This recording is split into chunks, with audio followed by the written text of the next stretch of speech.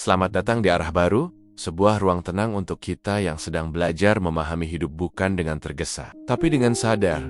Di sini, kita tidak bicara tentang kesempurnaan.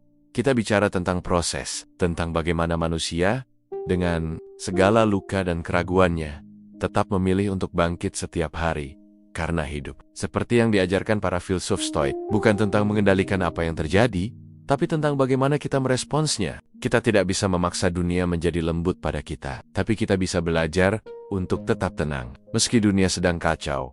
Dan itulah yang akan kita pelajari bersama di sini.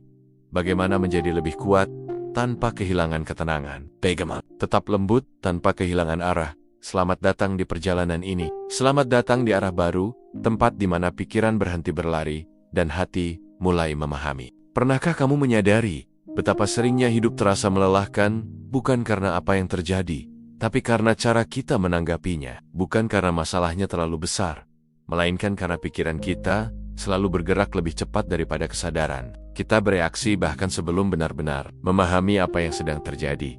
Satu komentar kecil bisa merusak suasana hati seharian. Satu pesan singkat yang terasa dingin bisa membuat pikiran berisik sepanjang malam. Satu tatapan, satu nada suara, satu respons yang terlambat, semuanya langsung ditafsirkan, dihakimi, dan ditanggapi tanpa jeda. Seolah-olah pikiran kita hidup dalam mode darurat, selalu siap membela diri, selalu siap menyerang balik, bahkan ketika tidak ada ancaman nyata. Inilah kondisi hidup yang terlalu reaktif. Saat pikiran tidak diberi ruang untuk diam, ia akan mengisi kekosongan dengan asumsi. Ia menebak, menuduh, dan menarik kesimpulan sebelum kita sempat bertanya, apakah ini benar? Atau apakah ini perlu ditanggapi? Kita sering mengira reaksi cepat adalah tanda kecerdasan, bahwa menjawab segera berarti tegas, bahwa membalas langsung menunjukkan kita tidak bisa diremehkan. Padahal, yang sering terjadi justru sebaliknya. Reaksi cepat lebih sering lahir dari ketakutan. Takut tidak dihargai, takut disalahpahami, takut terlihat lemah. Dan ketika ketakutan memegang kendali, yang keluar bukan kebijaksanaan melainkan impuls. Pikiran yang belum terlatih selalu ingin mendahului kesadaran. Ia tidak menunggu fakta, tidak menunggu kejelasan. Ia hanya ingin memastikan satu hal, ego aman, maka setiap kejadian kecil terasa personal. Setiap perbedaan pendapat dianggap serangan. Setiap ketidaksempurnaan situasi dianggap ancaman terhadap harga diri. Dalam kondisi seperti ini, hidup terasa penuh konflik. Meski sebenarnya tidak sebanyak itu. Kita lelah bukan karena dunia kejam, tapi karena pikiran kita terus bekerja tanpa henti, menanggapi hal-hal yang seharusnya bisa dilewati dengan tenang. Kita menghabiskan energi untuk melawan bayangan yang diciptakan oleh pikiran sendiri. Stoikisme melihat ini dengan sangat jernih. Para Stoik menyadari bahwa penderitaan manusia jarang datang dari peristiwa itu sendiri, melainkan dari penilaian yang kita tempelkan padanya. Bukan apa yang terjadi yang melukai kita, tapi cerita yang langsung kita bangun di kepala tentang apa yang terjadi itu. Ketika seseorang bersikap dingin, kita langsung berpikir, aku tidak dihargai. Ketika rencana tidak berjalan sesuai harapan, kita menyimpulkan, semua berantakan. Pikiran bergerak cepat, terlalu cepat, hingga tidak memberi kesempatan bagi kesadaran untuk masuk dan berkata, tunggu sebentar, mari kita lihat ini dengan jernih. Hidup yang terlalu reaktif membuat kita selalu berada di posisi bertahan, selalu siap menjelaskan, membela, membuktikan. Kita berbicara bukan karena perlu, tapi karena terdorong. Kita bertindak bukan karena bijak, tapi karena tidak nyaman dengan diam. Dan tanpa disadari, kita menyerahkan kendali hidup kepada apapun yang memicu emosi kita. Bayangkan betapa rapuhnya hidup jika suasana batin kita bisa diubah oleh satu kata orang lain. Betapa mudahnya kita dikendalikan jika ketenangan kita bergantung pada sikap dunia luar. Di titik ini, kita mungkin terlihat aktif, vokal dan responsif, tapi di dalam, kita sebenarnya sedang dikuasai. Scene pertama ini bukan tentang menyalahkan diri sendiri. Ini tentang menyadari pola, menyadari bahwa selama ini, mungkin kita tidak benar-benar hidup secara sadar. Kita hanya bereaksi, kita tidak memilih respons, kita hanya mengikuti dorongan, dan selama pikiran selalu mendahului kesadaran, ketenangan akan terasa seperti sesuatu yang jauh, sulit, dan tidak mungkin. Padahal, ketenangan bukan datang dari mengendalikan dunia. Ia muncul saat kita mulai melatih satu hal paling mendasar, memberi jeda kecil sebelum bereaksi, jeda singkat sebelum menilai, jeda tenang sebelum memutuskan. Di jeda itulah perjalanan stoikisme dimulai. Di sanalah pertama kalinya kita berhenti menjadi tawanan impuls dan perlahan mulai menjadi tuan atas pikiran sendiri. Scene ini adalah cermin, bukan untuk dihakimi, tapi untuk dilihat dengan jujur. Karena perubahan tidak pernah dimulai dari niat besar, ia selalu dimulai dari kesadaran kecil bahwa mungkin selama ini kita terlalu cepat bereaksi dan terlalu jarang benar-benar hadir. Ada satu ruang kecil dalam hidup yang hampir tidak pernah kita sadari. Ruang yang sunyi, tipis, dan sering terlewat begitu saja. Ruang itu tidak terlihat, tidak berbunyi, dan tidak memaksa kita untuk berhenti. Tapi justru di sanalah arah hidup ditentukan. Ruang itu adalah jeda jarak halus antara apa yang terjadi dan bagaimana kita menanggapinya. Setiap hari, kita menerima stimulus tanpa henti. Kata-kata orang lain, ekspresi wajah, berita, pesan singkat, penilaian, bahkan ingatan lama yang tiba-tiba muncul. Semua itu datang silih berganti, tanpa meminta izin. Namun yang sering kita lupakan adalah satu fakta sederhana. Stimulus itu tidak pernah memaksa kita untuk bereaksi. Yang membuat kita bereaksi adalah kebiasaan. Kita terbiasa menjawab cepat, terbiasa membalas sebelum memahami, terbiasa menanggapi sebelum menenangkan diri. Dan karena kebiasaan itu sudah berlangsung lama, kita mengira itulah satu-satunya cara hidup. Seolah-olah tidak ada pilihan lain selain langsung merespons apapun yang menyentuh emosi. Padahal, stoikisme mengajarkan sesuatu yang sangat berbeda. Para filsuf stoik percaya bahwa manusia selalu memiliki ruang untuk memilih. Bahkan dalam situasi yang paling menekan sekalipun, selalu ada jarak meski hanya sepersekian detik antara kejadian dan reaksi. Jarak itulah yang disebut kebebasan batin. Masalahnya, ruang ini begitu kecil, hingga sering tidak terasa. Ia kalah oleh dorongan emosi, oleh ego yang ingin segera membela diri, oleh pikiran yang ingin cepat menutup rasa tidak nyaman. Akibat, jeda itu menghilang, dan hidup kita berjalan dalam mode otomatis. Ketika seseorang berbicara dengan nada tinggi, kita langsung naik emosi. Ketika rencana gagal, kita langsung frustrasi. Ketika dikritik, kita langsung defensif. Semua terjadi begitu cepat hingga kita tidak sempat bertanya, apa yang sebenarnya terjadi di dalam diriku saat ini? Jeda bukan tentang menahan diri secara paksa. Ia bukan tentang memendam emosi atau berpura-pura kuat. Jeda adalah momen sadar saat kita mengamati apa yang muncul di pikiran dan tubuh tanpa langsung menuruti dorongannya. Satu tarikan napas, satu detik keheningan, satu langkah mundur secara mental. Di momen itu, kita mulai melihat sesuatu yang selama ini tersembunyi. Emosi hanyalah sinyal, bukan perintah. Marah memberitahu ada batas yang terasa dilanggar, tapi ia tidak menyuruh kita berdiri. Takut memberi peringatan, tapi ia tidak memaksa kita melarikan diri. Kecewa menunjukkan harapan, tapi ia tidak menuntut kita untuk menyalahkan. Tanpa jeda, emosi memegang kemudi. Dengan jeda, kita kembali duduk di kursi pengemudi. Inilah perbedaan antara hidup yang dikuasai reaksi dan hidup yang dipimpin kesadaran. Stoikisme tidak meminta kita untuk menjadi lambat dalam bertindak, tapi tepat dalam merespons. Banyak keputusan terbaik justru lahir dari jeda singkat, bukan dari kecepatan. Orang yang tenang bukan orang yang tidak merasakan apa-apa, tapi orang yang memberi waktu bagi pikirannya untuk menyusul emosinya. Sayangnya, dunia modern jarang memberi ruang untuk jeda. Semuanya menuntut reaksi instan. Balasan cepat dianggap perhatian. Respons spontan dianggap kejujuran. Padahal, kejujuran tanpa kesadaran sering berubah menjadi penyesalan. Jeda yang terlupakan ini adalah keterampilan yang bisa dilatih. Awalnya terasa canggung. Diam beberapa detik bisa terasa seperti kalah.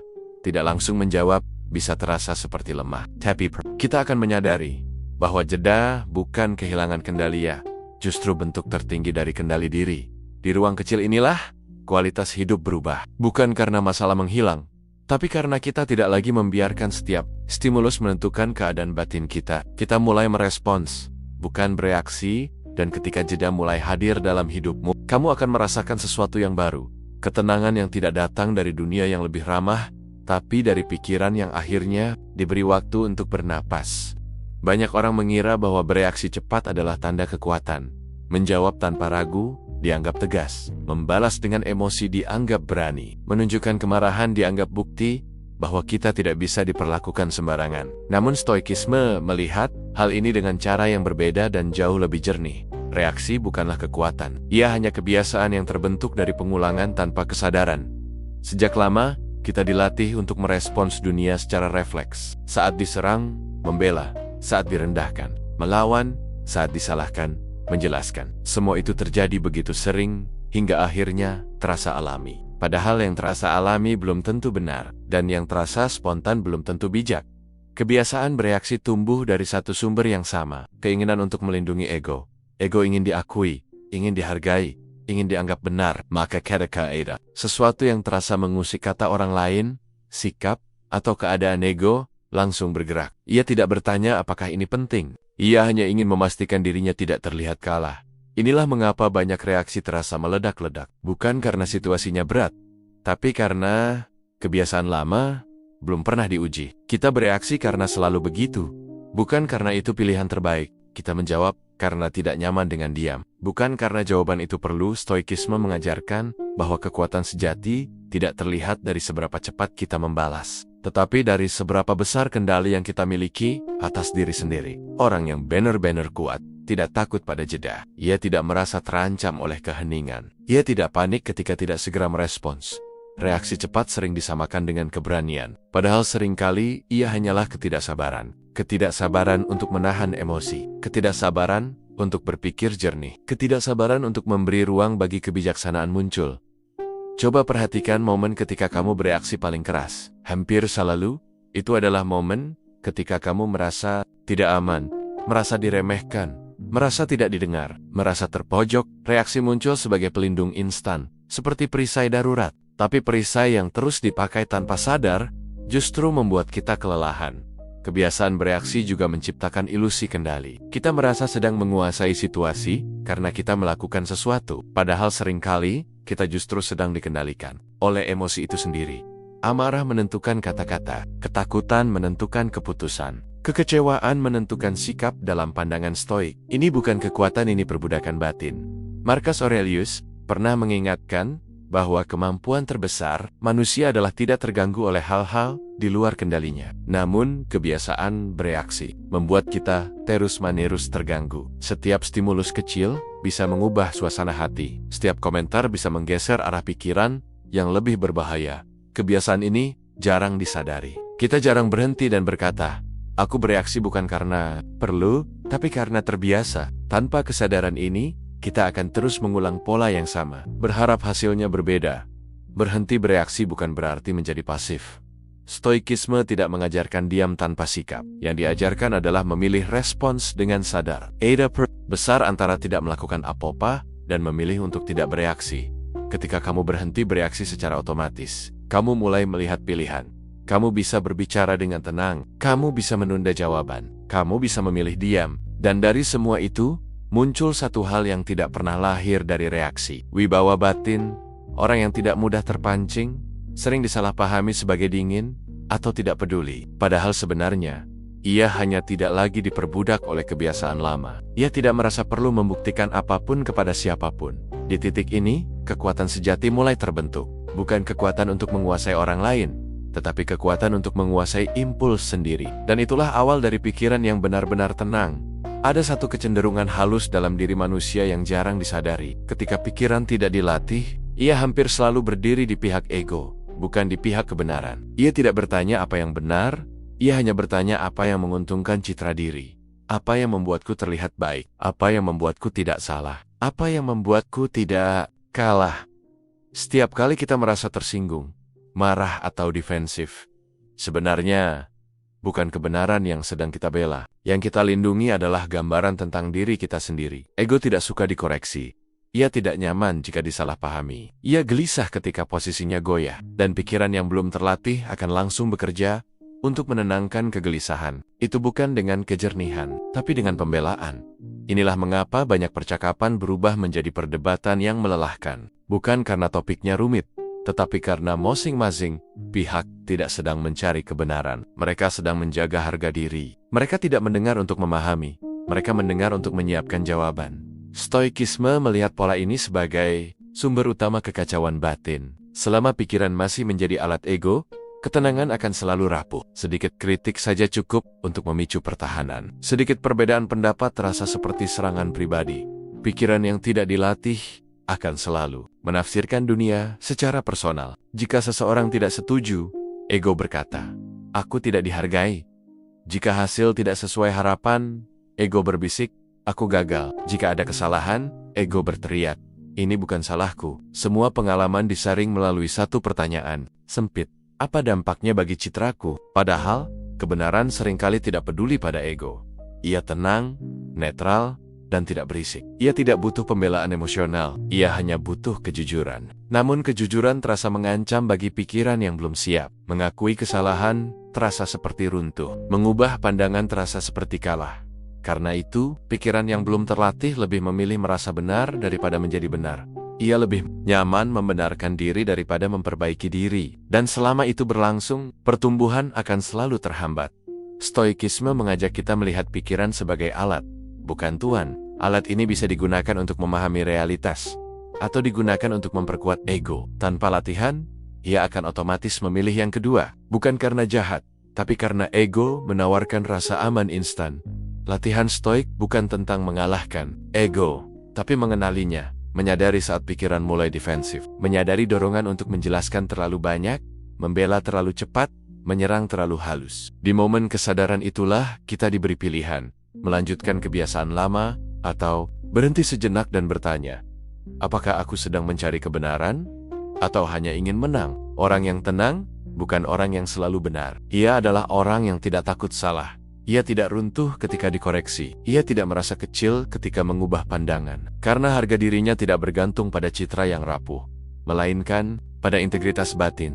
Ketika pikiran mulai dilatih, sesuatu berubah. Kita mulai bisa mendengar tanpa tersinggung, menilai tanpa emosi berlebih, mengakui tanpa rasa terancam. Ego masih ada, tapi ia tidak lagi memegang kendali. Di titik ini, kebenaran tidak lagi terasa seperti musuh. Ia menjadi penuntun. Downsel. Pikiran tidak lagi sibuk membela ego. Ketenangan memiliki ruang untuk tumbuh dengan alami. Di tengah hidup yang penuh tekanan, ada satu kesalahan mendasar yang hampir selalu kita lakukan. Kita menghabiskan energi untuk mengendalikan hal-hal yang sejak awal memang bukan milik kita. Kita ingin orang lain berubah. Kita ingin situasi berjalan sesuai rencana. Kita ingin hasil selalu sejalan dengan usaha. Dan ketika semua itu tidak terjadi, pikiran gelisah, emosi naik, ketenangan runtuh. Stoikisme berdiri di atas satu fondasi yang sangat sederhana, namun radikal. Bedakan dengan jujur apa yang berada dalam kendalimu dan apa yang tidak. Di sanalah ketenangan lahir. Para Stoik menyebutnya sebagai dikotomi kendali. Segala sesuatu di dunia ini terbagi dua. Ada yang sepenuhnya berada dalam kuasa kita dan ada yang sepenuhnya di luar. Masalahnya, sebagian besar penderitaan muncul karena kita mencampur adukan keduanya. Pendapat orang lain bukan kendalimu. Reaksi mereka bukan kendalimu. Masa lalu bukan kendalimu. Cuaca, nasib, peluang, dan kebetulan semuanya bukan milikmu. Namun pikiran kita sering bertingkah, seolah-olah semua itu seharusnya bisa diatur. Kita kesal ketika orang tidak memahami kita. Kita kecewa ketika usaha tidak langsung berbuah. Kita marah ketika hidup tidak adil. Padahal, kemarahan itu bukan tanda bahwa ada yang salah dengan dunia. Itu tanda bahwa kita sedang berusaha mengendalikan sesuatu yang memang tidak bisa dikendalikan. Stoikisme tidak meminta kita untuk menyerah pada hidup. Ia mengajak kita untuk menempatkan energi di tempat yang tepat. Ada satu wilayah kecil yang selalu berada dalam kendali kita. Apapun situasinya, penilaian kita, sikap kita, dan respons kita. Kita tidak bisa mengendalikan apa yang terjadi, tapi kita bisa mengendalikan bagaimana kita memaknainya. Kita tidak bisa mengatur perilaku orang lain, tapi kita bisa memilih bagaimana bersikap terhadapnya. Di titik inilah kekuatan sejati berada. Ketika pikiran belum memahami batas kendali ini, ia akan terus melawan kenyataan. Ia ingin dunia menyesuaikan diri dengannya, dan setiap kali gagal, lahirlah frustrasi. Namun ketika batas itu mulai disadari, sesuatu berubah. Kita berhenti berperang dengan hal-hal yang memang tidak bisa dimenangkan. Mengenali kendali bukan berarti menjadi apatis. Justru sebaliknya, kita menjadi lebih bertanggung jawab. Karena sekarang, fokus kita tertuju pada satu hal yang benar-benar bisa dilatih diri sendiri, cara kita berbicara, cara kita mendengar, cara kita berpikir, cara kita menahan diri. Disinilah latihan stoik bekerja setiap hari. Bukan dengan mengubah dunia, tapi dengan menguatkan pusat batin. Banyak orang mengejar ketenangan dengan cara mengatur lingkungan, mencari tempat yang lebih tenang, orang yang lebih pengertian, situasi yang lebih ideal. Tapi Stoikisme mengajarkan bahwa ketenangan sejati tidak bergantung pada kondisi luar. Ia berdiri di atas pemahaman yang jelas tentang batas kendali. Saat kamu berhenti menuntut dunia untuk mengikuti keinginanmu, beban mental berkurang. Saat kamu berhenti berharap orang lain bertindak sesuai standar batinmu, konflik mereda. Bukan karena dunia menjadi lebih mudah, tapi karena kamu tidak lagi memikul beban yang bukan milikmu. Pondasi ini mungkin terdengar sederhana, tapi efeknya mendalam. Dari sinilah pikiran mulai stabil. Emosi tidak lagi liar, respons menjadi lebih tenang dan terukur. Karena pada akhirnya, ketenangan bukan lahir dari memiliki kendali atas segalanya, melainkan dari kebijaksanaan untuk menerima batas kendali dan sepenuhnya menguasai bagian yang memang dipercayakan kepadamu. Banyak orang menunggu ketenangan seolah ia akan datang dengan sendirinya. Seolah suatu hari, tanpa sebab yang jelas, pikiran akan menjadi lebih sabar, emosi lebih stabil, dan reaksi lebih terkendali. Padahal, dalam pandangan Stoikisme, ketenangan bukanlah hadiah alamiah. Ia adalah hasil dari latihan yang dilakukan berulang, seringkali dalam situasi yang tidak nyaman. Tidak ada pikiran yang langsung tenang tanpa pernah dilatih. Sama seperti tubuh yang kuat tidak lahir dari kebetulan. Batin yang stabil tidak muncul dari harapan. Ia dibentuk dari kebiasaan kecil yang dilakukan setiap hari, terutama saat dorongan untuk bereaksi muncul paling kuat. Melatih respons berarti menyadari bahwa di setiap momen sulit ada kesempatan untuk berlatih. Ketika emosi naik, itulah ruang latihan. Ketika ingin membalas cepat, disitulah disiplin diuji. Ketenangan bukan diuji saat hidup mudah, tapi saat keadaan memancing kita untuk kehilangan kendali. Stoikisme tidak meminta kita mematikan perasaan. Yang dilatih bukan emosi, melainkan cara kita merespons emosi itu. Marah boleh hadir, kecewa boleh muncul, tapi setelah itu, pikiran diberi tugas memimpin, bukan mengikuti. Latihan pertama seringkali sangat sederhana. Menunda respons. Tidak langsung menjawab pesan yang memancing emosi. Tidak segera bereaksi terhadap komentar yang menyentuh ego. Menarik napas, mengamati sensasi dalam tubuh, dan membiarkan gelombang emosi lewat tanpa ditunggangi. Awalnya, latihan ini terasa aneh. Diam terasa canggung. Tidak bereaksi terasa seperti kalah. Namun perlahan, pikiran mulai belajar bahwa tidak semua dorongan harus diikuti. Dan disitulah kebebasan kecil mulai tumbuh. Latihan berikutnya adalah memilih kata dengan sadar. Bertanya pada diri sendiri sebelum berbicara. Apakah ini perlu? Apakah ini membantu? Apakah ini sejalan dengan nilai yang ingin kupegang? Pertanyaan-pertanyaan ini menggeser respons dari impuls ke kesadaran. Stoikisme menekankan pengulangan. Satu kali menahan diri tidak cukup. Ketenangan dibangun dari ratusan keputusan kecil yang tidak terlihat. Setiap kali kita memilih respons yang lebih tenang, jalur baru terbentuk di pikiran. Dan setiap kali kita gagal, kita tidak menghukum diri, kita kembali berlatih. Karena latihan stoik bukan tentang kesempurnaan, tapi konsistensi. Ada hari di mana kita berhasil diam, ada hari di mana kita terpancing. Keduanya adalah bagian dari proses. Yang penting adalah kesediaan untuk terus kembali ke latihan, bukan menyerah pada kebiasaan lama. Seiring waktu, sesuatu yang menarik terjadi. Respons yang dulu terasa berat, mulai terasa alami. Bukan karena emosi menghilang, tapi karena pikiran sudah terbiasa mengambil alih. Tenang, tidak lagi dipaksakan. Ia menjadi keterampilan. Ini, orang lain mungkin melihatmu berubah. Kamu tidak mudah tersulut.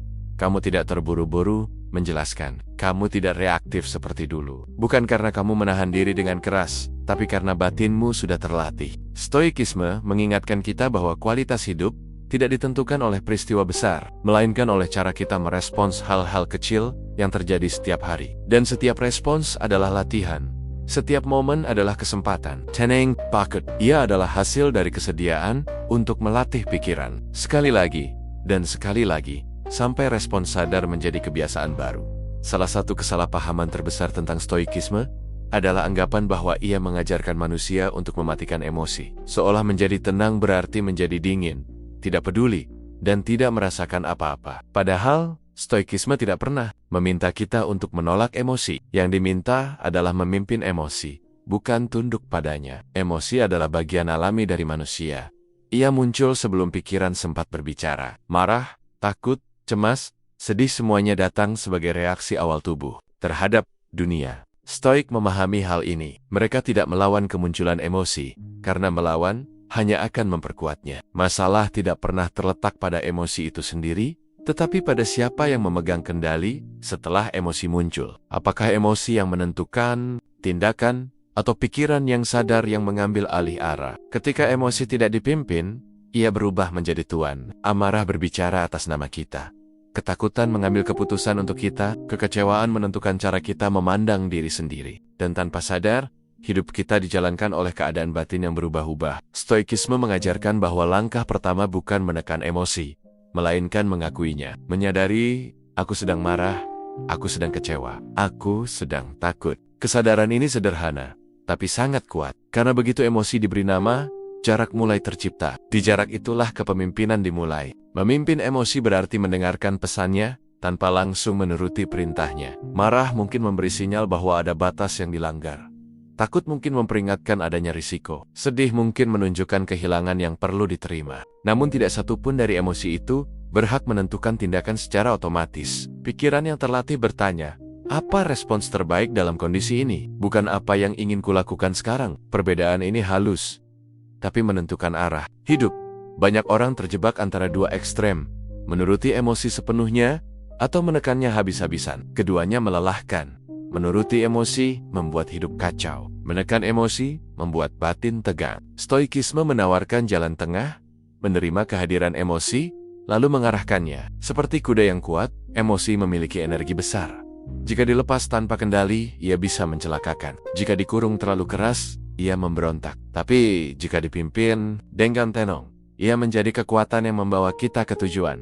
Memimpin emosi juga berarti memberi waktu. Tidak semua perasaan perlu dituntaskan saat itu juga. Beberapa emosi hanya perlu dilewati, bukan diselesaikan. Dengan tidak bereaksi segera, kita memberi kesempatan bagi intensitas emosi untuk turun, sehingga keputusan bisa diambil dengan kepala dingin. Di titik ini, ketenangan mulai terasa berbeda. Bukan tenang karena tidak merasakan apa-apa, tapi tenang karena tahu bahwa apapun yang dirasakan, kita tidak akan kehilangan arah. Kita percaya pada kemampuan diri untuk memilih respons yang tepat. Orang yang memimpin emosinya sering terlihat kuat dari luar, tapi sebenarnya kekuatannya lahir dari dalam. Ia tidak kebal terhadap rasa sakit.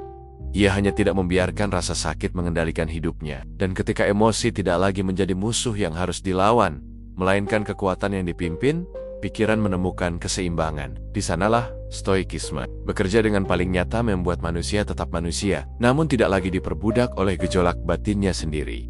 Ada satu momen penting dalam perjalanan batin, momen yang sering kali sunyi dan tidak dramatis, tapi dampaknya sangat besar. Momen ketika kamu menyadari bahwa saat kamu tidak bereaksi, dunia perlahan kehilangan kuasanya atas dirimu. Selama ini, banyak hal di luar diri kita seolah memiliki kendali. Kata-kata orang lain bisa merusak suasana hati. Sikap mereka bisa menentukan kepercayaan diri. Keadaan yang tidak sesuai rencana bisa mencuri kedamaian. Bukan karena hal-hal itu begitu kuat, tetapi karena kita selalu meresponsnya tanpa sadar. Reaksi adalah pintu masuk kekuasaan dunia luar ke dalam batin. Selama pintu itu terbuka, apapun bisa masuk dan mengganggu ketenangan. Namun ketika kamu mulai menutup pintu itu bukan dengan keras, tapi dengan kesadaran sesuatu berubah, ketika provokasi tidak lagi dibalas, provokasi kehilangan fungsinya. Ketika kritik tidak langsung ditanggapi dengan pembelaan, ia berhenti melukai. Ketika ketidaksopanan tidak disambut dengan kemarahan, ia memantul kembali ke sumbernya. Ini bukan tentang mengabaikan dunia,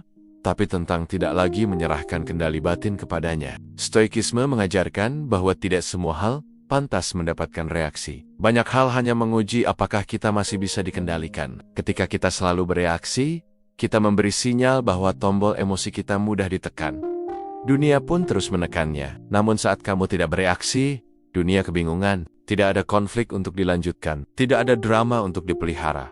Tidak ada energi yang bisa disedot. Di titik ini, ketenangan bukan lagi hasil dari usaha keras, tapi konsekuensi alami dari kendali diri. Tidak bereaksi sering disalahpahami sebagai kelemahan. Padahal, dibutuhkan kekuatan besar untuk tetap tenang ketika ego ingin bersuara. Dibutuhkan keberanian untuk diam ketika pembenaran terasa menggoda. Dan dibutuhkan kedewasaan untuk membiarkan hal-hal berlalu tanpa merasa perlu. Namun, ketika kamu tidak bereaksi, kamu mulai melihat dunia dengan lebih jernih. Kamu menyadari bahwa banyak konflik tidak pernah tentang dirimu. Banyak kata kasar adalah cerminan dari batin orang lain. Banyak ketidakadilan bukan undangan untuk marah. melainkan pengingat bahwa hidup tidak selalu bisa dikendalikan.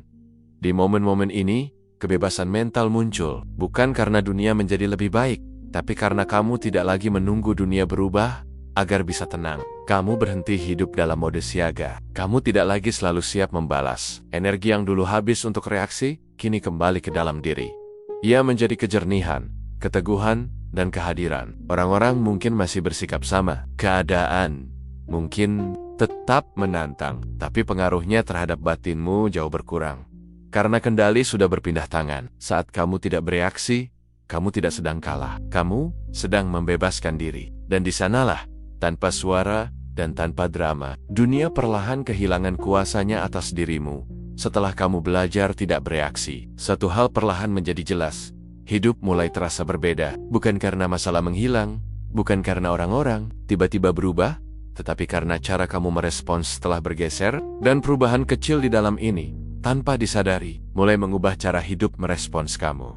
Respons yang bijak memiliki kualitas yang tenang. Ia tidak tergesa-gesa, tidak defensif, dan tidak mencari pembenaran. Ia lahir dari kesadaran, bukan dorongan. Dan ketika kesadaran ini menjadi kebiasaan, lingkungan di sekitarmu ikut menyesuaikan. Orang cenderung berhenti memancing ketika tidak ada reaksi emosional. Konflik mereda ketika tidak ada energi yang memperpanjangnya. Percakapan menjadi lebih jujur ketika kamu tidak lagi sibuk membela diri. Tanpa disadari, sikap tenangmu menciptakan ruang aman bukan hanya untukmu, tapi juga untuk orang lain. Stoikisme memahami bahwa dunia seringkali mencerminkan kualitas batin kita, bukan dalam arti magis, tapi dalam cara yang sangat manusiawi. Ketika kamu merespons dengan tenang, orang lain cenderung ikut menurunkan nada. Ketika kamu mendengar tanpa menghakimi, orang lain lebih mudah terbuka. Ketika kamu tidak mudah tersinggung, hubungan menjadi lebih ringan. Respons yang bijak juga mengubah cara kamu memandang hidup. Masalah tidak lagi terasa sebagai serangan pribadi, melainkan sebagai bagian dari dinamika yang wajar. Tantangan tidak lagi dibaca sebagai kegagalan diri, melainkan sebagai latihan batin. Perspektif ini membuat hidup terasa lebih seimbang. Di titik ini, kamu mulai berhenti melawan kenyataan. Bukan karena menyerah, tapi karena memahami bahwa melawan apa yang tidak bisa diubah, hanya menguras tenaga. Energi yang dulu habis untuk frustrasi, kini digunakan untuk tindakan yang lebih tepat. Hidup pun merespons ketepatan ini. Keputusanmu menjadi lebih jernih, kata-katamu lebih terukur, tindakanmu lebih konsisten. Dan hasilnya, meski tidak selalu instan, terasa lebih stabil. Respons yang bijak bukan berarti selalu lembut. Kadang ia tegas, kadang ia menetapkan batas. Namun perbedaannya jelas. Ketegasan lahir dari kejelasan, bukan dari emosi yang meledak. Batas ditetapkan tanpa kebencian, tanpa drama. Inilah bentuk kedewasaan stoik, bukan menghindari konflik, tapi menghadapinya dengan kepala dingin. Bukan menekan diri, tapi mengarahkan diri. Perlahan, hidup terasa tidak lagi memusuhi. Bukan karena hidup berubah sikap, tapi karena kamu tidak lagi menafsirkan setiap gesekan sebagai ancaman. Kamu hadir, merespons seperlunya, dan melangkah tanpa beban berlebih. Dan di sanalah satu kebenaran stoik menjadi nyata. Ketika kamu merespons dengan bijak, hidup tidak lagi perlu mengujimu dengan keras. Bukan karena ujian berhenti, tapi karena kamu sudah siap menghadapinya dengan tenang. Pada akhirnya, perjalanan ini tidak membawa kita ke tempat yang jauh. Ia membawa kita kembali ke satu hal yang paling dekat, namun paling sering diabaikan, pikiran kita sendiri. Setelah semua pembahasan tentang jeda, respons, emosi, dan kendali, satu kesimpulan stoik berdiri dengan tenang. Kekuatan tertinggi bukan berada di luar diri, melainkan di dalam pikiran yang terlatih. Dunia tidak pernah berhenti memberi stimulus. Masalah akan tetap datang. Orang lain akan tetap bertindak sesuai sifatnya. Keadaan tidak akan selalu adil atau nyaman. Stoikisme tidak menjanjikan hidup yang bebas dari gangguan. Yang dijanjikan adalah kemampuan untuk tidak runtuh karenanya. Pikiran yang terlatih tidak bereaksi secara impulsif. Ia memberi ruang sebelum bertindak. Ia membedakan antara apa yang terasa dan apa yang perlu dilakukan. Ia tidak menyangkal emosi, tapi juga tidak menyerahkan kemudi kepadanya. Disitulah letak kekuatannya. Banyak orang menghabiskan hidup untuk mengejar kendali atas dunia luar. Kekuasaan, pengakuan, pengaruh, namun semua itu rapuh. Bisa hilang, berubah, atau berbalik arah. Stoikisme menunjukkan bahwa ada satu bentuk kekuatan yang tidak bisa dirampas oleh keadaan apapun, kendali atas cara kita berpikir dan merespons. Ketika pikiran terlatih, Kamu tidak lagi mudah digoyahkan oleh kata-kata. Kamu tidak lagi terburu-buru, membela diri. Kamu tidak lagi merasa harus menjelaskan segalanya. Kamu tahu kapan berbicara, kapan diam, dan kapan melangkah pergi. Semua itu bukan hasil dari sikap dingin, tapi dari kejernihan. Di titik ini, ketenangan bukan lagi tujuan yang dikejar, melainkan kondisi yang muncul dengan sendirinya. Ia hadir bukan karena hidup menjadi mudah, tetapi karena batin menjadi kuat. Kuat untuk menerima, kuat untuk memilih, kuat untuk tidak bereaksi berlebihan. Pikiran yang terlatih juga membawa satu kebebasan penting. Kebebasan dari penilaian orang lain. Bukan berarti kamu tidak peduli, tetapi kamu tidak lagi menggantungkan nilai dirimu pada respons dunia. Kamu bertindak sesuai nilai, bukan demi validasi. Inilah akhir dari perjalanan, sekaligus awal dari latihan seumur hidup. Karena stoikisme bukan pengetahuan untuk dipahami sekali, lalu selesai. Ia adalah disiplin batin yang diasah setiap hari dalam percakapan kecil, dalam konflik ringan, dalam momen sepele yang biasanya kita lewati tanpa sadar. Setiap kali kamu memilih untuk merespons, bukan bereaksi, kamu sedang memperkuat pikiranmu. Setiap kali kamu memberi jeda, kamu sedang membangun kebebasan batin. Dan setiap kali kamu gagal lalu kembali mencoba, kamu sedang melatih bentuk kekuatan yang paling langgeng. Pada akhirnya, dunia mungkin tidak berubah, tapi kamu berubah. Dan perubahan itu cukup, karena ketika pikiranmu terlatih, hidup tidak lagi terasa seperti musuh yang harus dilawan,